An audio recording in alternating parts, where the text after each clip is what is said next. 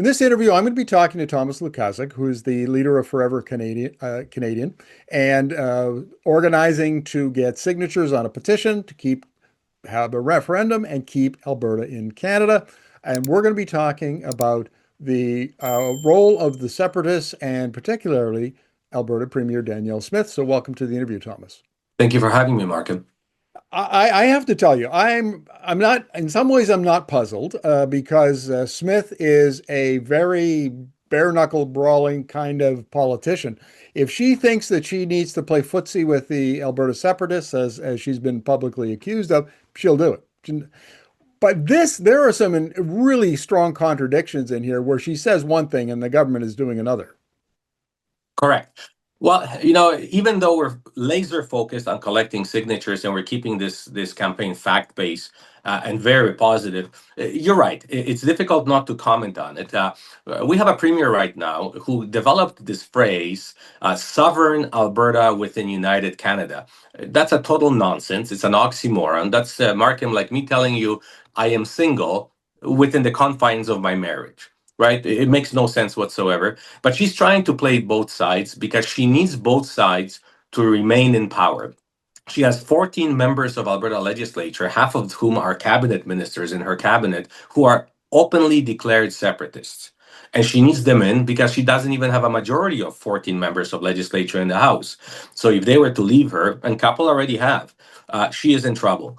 And even though in Alberta there is probably about 10% of people who seriously are considering separation, in her party, in the United Conservative Party, that percentage is much higher. I would say it's about 30%.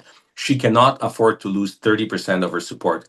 So she will do and say anything to stay afloat. So what she's doing right now is while she tells us that she is not a separatist, she is definitely tilting the field towards separatists so that they can succeed if they are to have a petition of their own.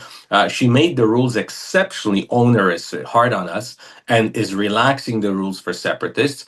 But at the same time, she's sort of, I call it the Pontius Pilate approach. She's washing her hands off of it and says, look, it's not me, it's them, it's the separatists, it's the will of the people.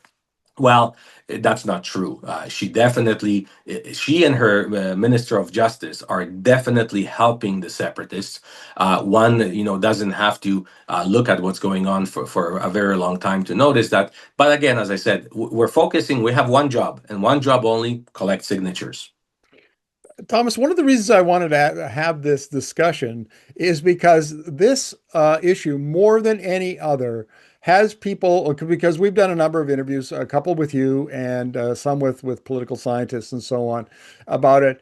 And I've never had people, who are upset with me call me at home to berate me. And this has happened on this issue a number of times, and they're not polite. No.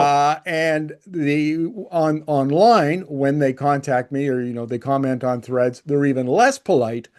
And it boggles the mind that the folks who are leading this drive, who want to create a new country, are so angry and so negative and so willing to attack their opponents. It's very much in a way like American politics. It is, and this is really the organizers of this separatism who are actually very closely, personally affiliated with Premier Danielle Smith, are the very same people who are organizing convoys and blockades of our border between U.S. and Canada. Those are the very same people who are opposing vaccinations and masks during COVID. Now they switched onto that, and Markham, I don't know if you found that out yet. But now one of Danielle Smith's members of legislature has just issued an open letter on Alberta legislature stationery. They want to abolish monarchy.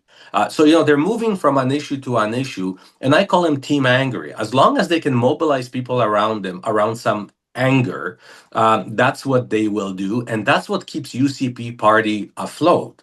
This is not a party, and this is not a premier that actually stands for anything. I refer to her, and it's sort of caught on. I refer to her as a political magpie. She will find any divisive issue and grab onto it as long as she can create some kind of allegiance around herself. This is a premier that a few months ago was validating the people who believe in chemtrails and accused the Pentagon of spraying Alberta with chemicals. And it doesn't matter to her whether it's crazy, whether there's any facts backing it. But if there is 5% of Albertans who believe in this craziness, she wants them on her side at any cost. And that is what we're fighting. So yes, they're very negative. I already had a person ring my doorbell in my house. A separatist wanted to talk to me. I had one person berate me at Costco yesterday. And you know what? We're prepared for that.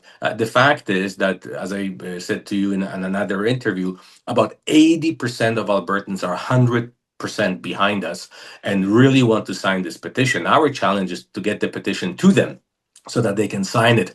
And that 10% of Albertans will always be angry.